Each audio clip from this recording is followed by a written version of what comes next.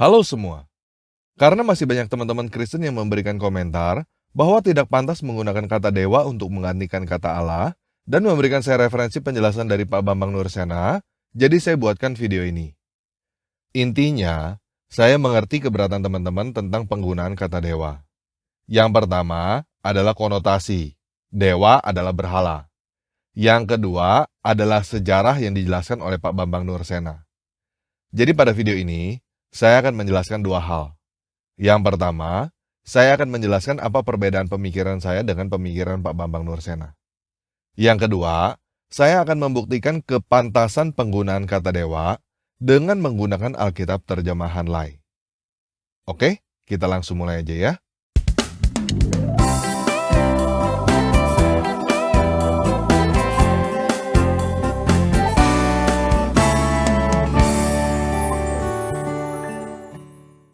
Nah, saya sudah banyak memberikan penjelasan pada video-video sebelumnya, kenapa seharusnya orang Kristen di Indonesia tidak menggunakan kata Allah di dalam Alkitab.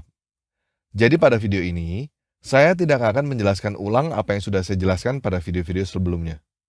Teman-teman yang ingin mengetahui penjelasan saya sebelumnya, silakan lihat di playlist pendalaman Alkitab yang ada di channel Tanpa Ragi. Oke? Jadi saya langsung aja ke penjelasan Pak Bambang Nursena. Inti yang dijelaskan oleh Pak Bambang Nursena adalah kata Allah sudah digunakan oleh bangsa Arab sejak zaman dahulu, jauh sebelum kelahiran Muhammad. Sampai pada titik ini, saya 100% setuju dengan Pak Bambang Nursena. Jadi saya sama sekali tidak membantah penjelasan Pak Bambang Nursena. Namun perbedaan antara saya dengan Pak Bambang Nursena adalah sudut pandang. Maksud saya begini, pada pernyataan ini ada dua kata kunci. Yang pertama adalah Arab, yang kedua adalah zaman dulu. Nah, yang pertama kita bukan bangsa Arab kan? Yang kedua kita bukan hidup di zaman dulu kan? Kita bangsa Indonesia yang hidup di zaman now. Jadi perbedaan antara saya dengan Pak Bambang Nursena adalah perbedaan sudut pandang apa yang harus kita lakukan sebagai bangsa Indonesia yang hidup di zaman now. Nah, untuk lebih menjelaskan bagaimana situasi dan kondisi yang sebenarnya, saya mau menggunakan ilustrasi Aqua. Mohon maaf bila merek Aqua saya jadikan ilustrasi. Saya bukan mengiklankan atau menjatuhkan merek Aqua. Tetapi saya terpaksa menggunakan merek Aqua sebagai ilustrasi karena saya tidak menemukan ilustrasi yang lebih tepat. Jadi begini, sejak zaman dulu, di negara barat, kata aqua sudah digunakan secara generik dengan arti water, air. Jauh sebelum adanya air minum dalam kemasan dengan merek Aqua di Indonesia. Namun, pada tahun 1973, kata aqua dipatenkan menjadi merek di Indonesia. Anggaplah kita sudah jualan air minum dalam kemasan sejak zaman dahulu kala dengan merek Banyu ke seluruh dunia. Dan sejak zaman dulu, kita sudah berkata bahwa jangan minum aqua lain selain Banyu. Aqua lain tidak aman untuk diminum. Jauh sebelum kata aqua dipatenkan menjadi merek pada tahun 1973 di Indonesia. Nah, pertanyaannya, apa yang harus kita lakukan dengan kenyataan bahwa aqua sudah dipatenkan menjadi merek? Pak Bambang Nursena dan mayoritas petinggi Kristen lainnya, termasuk Lai, memilih untuk berusaha mengembalikan merek dagang kembali menjadi kata generik. Dalam hal ini, istilahnya menuntut agar merek Aqua kembali menjadi kata generik seperti zaman dulu sebelum Aqua dipatenkan. Untuk apa mereka ngotot untuk terus-menerus buang waktu dan tenaga menuntut agar merek Aqua kembali menjadi kata generik? Satu-satunya alasan untuk memperjuangkan agar merek Aqua kembali menjadi generik adalah karena mereka mau mempertahankan slogan jangan minum aqua lain selain Banyu, aqua lain tidak aman untuk diminum, yang sudah dipakai jauh sebelum aqua dijadikan merek. Nah, saya memilih untuk menggunakan cara yang lain. Saya memilih untuk beradaptasi. Mereka sudah terlanjur mempatenkan merek aqua, sudah dipergunakan, dan sudah diakui oleh masyarakat. Ya sudah, kita ganti aja slogan kita. Toh kita masih punya banyak kata lain untuk menggantikan kata aqua. Kenapa kita tidak mengubah slogan kita menjadi jangan minum air lain selain banyu? Air lain tidak aman untuk diminum. Selesai kan? Kata Allah adalah kata generik yang sudah digunakan di Arab sejak zaman dahulu. Bukan hanya oleh orang Kristen di Arab, jauh sebelum kelahiran Muhammad. Namun, sejak adanya Islam, kata Allah itu sudah disahkan menjadi nama diri. Dalam bahasa zaman sekarang, sudah dipatenkan menjadi merek. Udah bukan lagi kata generik. Pak Bambang Nursena dan teman-teman yang lain memilih untuk ngotot berjuang melawan kenyataan bahwa kata Allah sudah dipatenkan menjadi merek dan ingin mengembalikan kata Allah yang sudah menjadi merek supaya kembali menjadi kata generik. Saya memilih untuk beradaptasi. Mereka sudah terlanjur mempatenkan kata Allah menjadi nama, ya sudah. Kita di Indonesia zaman now. Kita punya banyak kata lain yang bisa digunakan sebagai pengganti kata Allah. Kenapa kita harus ngotot mempertahankan jangan ada Allah lain di hadapan Tuhan? Kenapa kita tidak menggunakan jangan ada dewa lain di hadapan Tuhan? Kalau teman-teman masih belum paham, saya jelasin belak-belakan deh. Pak Bambang Nursena dan teman-teman yang lain berusaha menjual banyu dengan berkata bahwa banyu adalah aqua yang asli. Sedangkan para penjual aqua dengan gampangnya berkata, tuh lihat aja apa yang tertulis di botol. Yang mana yang ada tulisan aquanya? Udah paham belum? Kalau teman-teman masih nggak paham juga, saya nggak tahu lagi deh gimana cara ngejelasinnya supaya teman-teman mengerti bahwa kita tidak seharusnya menggunakan kata Allah di Indonesia zaman now.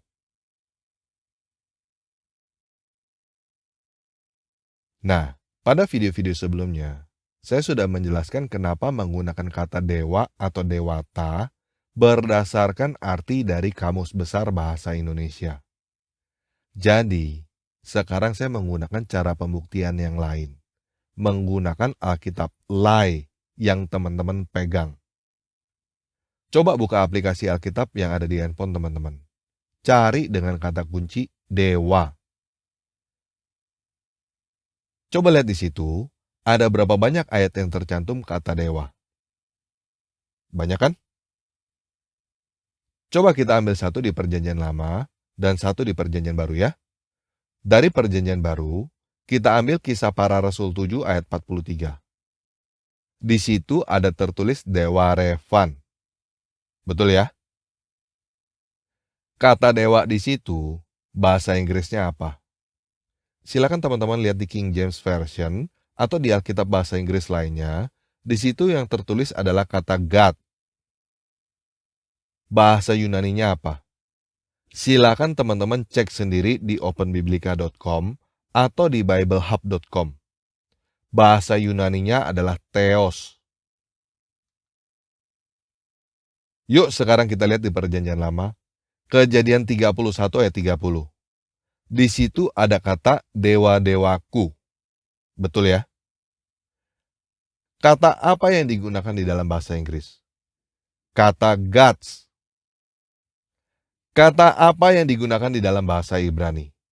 Kata Elohim. Kalau teman-teman nggak percaya, silakan periksa sendiri bahwa semua kata dewa yang ada di dalam Alkitab Lai, bahasa Inggrisnya adalah God. Bahasa Yunaninya adalah Theos. Bahasa Ibraninya adalah El atau Elohim. Nah, sekarang gantian saya yang nanya kepada teman-teman. Kenapa kata God, Theos, dan Elohim harus diterjemahkan sebagian menjadi dewa dan sebagian menjadi Allah di dalam Alkitab bahasa Indonesia?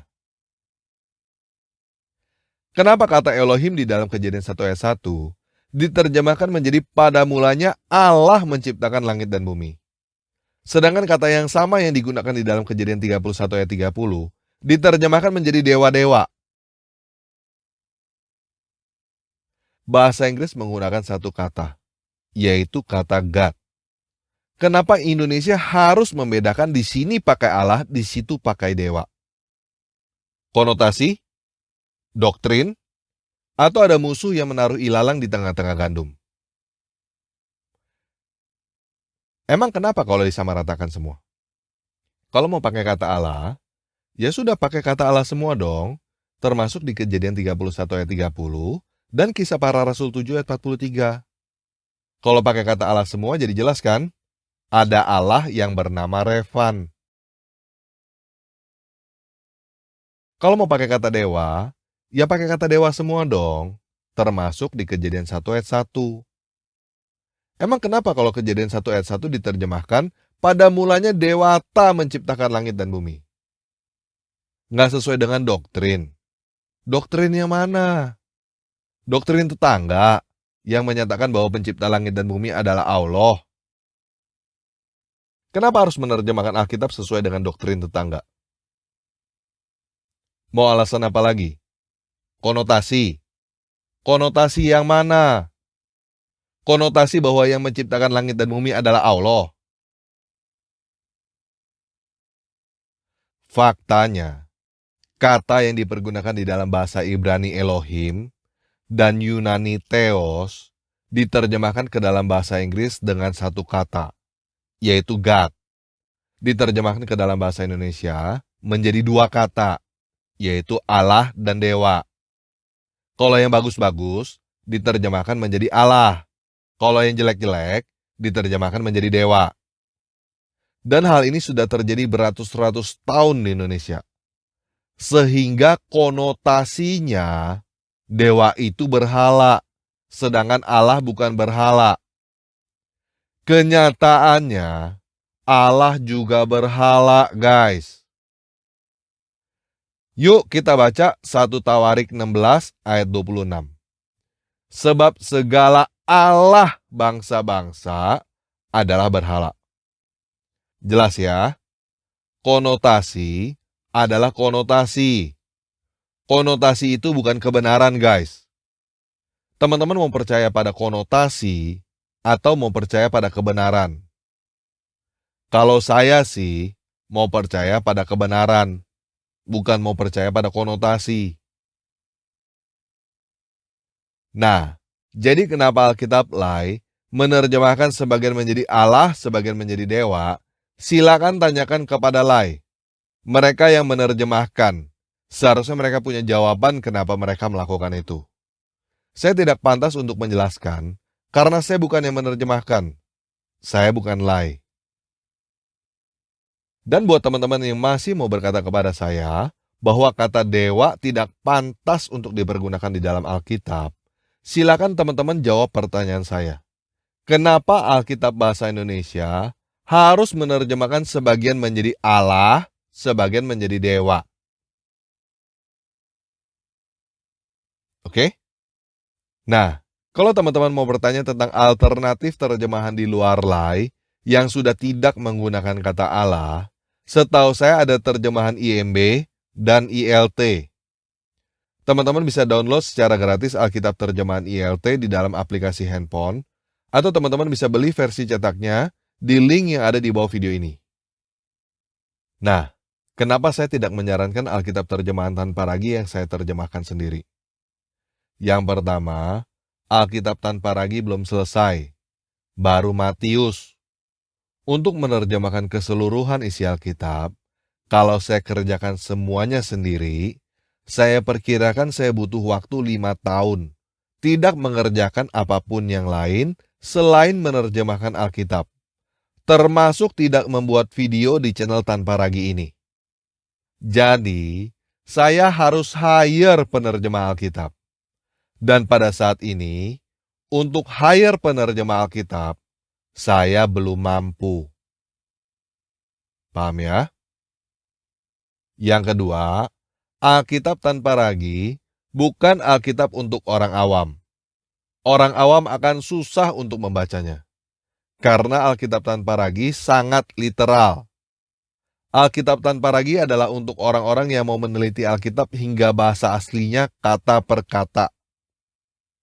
Jadi untuk teman-teman yang sudah tidak ingin menggunakan kata Allah di dalam Alkitab, saya menyarankan terjemahan ILT. Nah, saya tahu pasti masih banyak yang mau tanya, apakah masalah kata Allah ini penting untuk kita orang Kristen? Saya mau jawab, tergantung kita lihat dari sudut pandang yang mana. Kalau sudut pandang teologis, maksudnya, apakah dengan menggunakan kata Allah akan masuk neraka atau hal-hal semacam itu? Jawabannya adalah enggak. Seperti yang Pak Bambang Nursena katakan. Kata Allah sudah digunakan oleh orang Kristen di Arab sejak zaman dulu, jauh sebelum kelahiran Nabi Muhammad. Tetapi kalau dilihat dari sudut pandang marketing, sangat penting. Kita fair-fairan aja bicara. Islam dan Kristen sama-sama jualan agama. Islam melakukan islamisasi, Kristen melakukan kristenisasi. Pertanyaannya adalah, apakah Tuhannya umat Muslim sama dengan Tuhannya umat Kristen? Nah, kebanyakan orang melihat hal ini dari sudut pandang teologis. Tetapi saya mau mengajak teman-teman lihat dari sudut pandang marketing. Contohnya kayak gini. Ini ada 2 orang salesman. Yang satu jualan bajai, yang satu lagi jualan BMW. Apakah bajai sama dengan BMW? Nah, kalau kamu adalah penjual bajai, dan kamu jawab bajai dan BMW berbeda, berarti kamu adalah penjual yang bodoh. Kamu harus berusaha berkata sama. Bagaimana caranya berkata bahwa bajai sama dengan BMW? Sama-sama kendaraan, sama-sama pakai bensin, sama-sama pakai nomor polisi. Kamu mau pergi dari Jakarta ke Bandung naik bajai sama naik BMW sama-sama nyampe. Pakai bajai itu keren juga kok. Bajai itu juga BMW. Bajai merah warnanya. Sama kan? Nah, kalau kamu penjual BMW, dan kamu berkata bahwa bajai dan BMW sama, berarti kamu adalah penjual yang bodoh. Kamu harus berkata beda. Bajai rodanya 3, nggak ada AC, nggak ada gengsi, dan lain sebagainya. Sampai di sini bisa paham nggak? Apakah bajai sama dengan BMW? Jawabannya tergantung menurut siapa yang jual. Apakah Tuhannya umat Muslim sama dengan Tuhannya umat Kristen? Saya tidak akan pernah mau berkata bahwa Tuhannya saya sama dengan Tuhannya umat Muslim. Yuk kita baca ini. Al-Quran surat 33 ayat 37. Dan dalam kurung ingatlah, ketika engkau dalam kurung Muhammad, berkata kepada orang yang telah diberi nikmat oleh Allah, dan engkau dalam kurung juga telah memberi nikmat kepadanya, pertahankanlah terus istrimu dan bertakwalah kepada Allah. Sedang engkau menyembunyikan di dalam hatimu apa yang telah dinyatakan oleh Allah, dan engkau takut kepada manusia, padahal Allah lebih berhak engkau takuti. Maka ketika Zaid telah mengakhiri keperluan terhadap istrinya, dalam kurung menceraikannya, kami nikahkan engkau dengan dia, dalam kurung Zainab, agar tidak ada keberatan bagi orang mukmin untuk dalam kurung menikahi istri-istri anak-anak angkat mereka, apabila anak-anak angkat itu telah menyelesaikan keperluan terhadap istrinya. Dan ketetapan Allah itu pasti terjadi. Nah, udah jelas belum teman-teman yang Kristen? Yang bernama Allah di dalam Al-Quran adalah dewa yang bisa membuat keluarga seseorang bercerai, supaya yang perempuannya menikah dengan lelaki lain. Nah, coba sekarang kamu jawab teman-teman yang Kristen. Apakah dewamu yang hidup itu mungkin membuat keluarga orang bercerai? Yuk kita lihat Maleakhi 2 ayat 16 terjemahan ILT. Sebab dia membenci perceraian. Nah, coba kamu pikir lagi benar-benar. Apakah kamu masih mau Tuhanmu disamakan dengan Tuhan lain yang bisa membuat keluarga orang bercerai? Saya sih nggak mau, guys. Jadi sekali lagi saya jelaskan begini ya. Menggunakan kata Allah di dalam Alkitab tidak berpengaruh terhadap keselamatan, tetapi berpengaruh terhadap peperangan roh. Kata kasarnya, berpengaruh terhadap perang jualan agama. Alkitab lain menggunakan kata Allah dapat dengan mudahnya disalahgunakan oleh umat tetangga untuk berkata bahwa Allah yang ada di dalam Al-Quran sama dengan Tuhan yang ada di dalam Alkitab. Karena ada kata Allah di dalam Alkitab, pekerjaan para penjual agama tetangga jadi berkurang separuh, guys. Tinggal meyakinkan kalimat syahadat yang kedua, Muhammad adalah rasulnya. Para fanatik Alkitab lain gak ada yang keberatan kan dengan syahadat pertama? Tidak ada Tuhan selain Allah?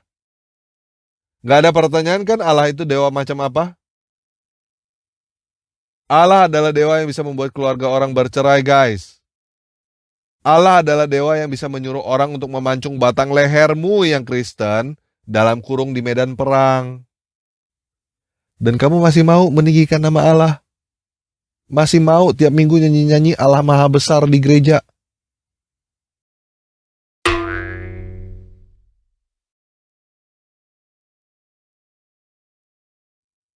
Ya terserah kamu sih.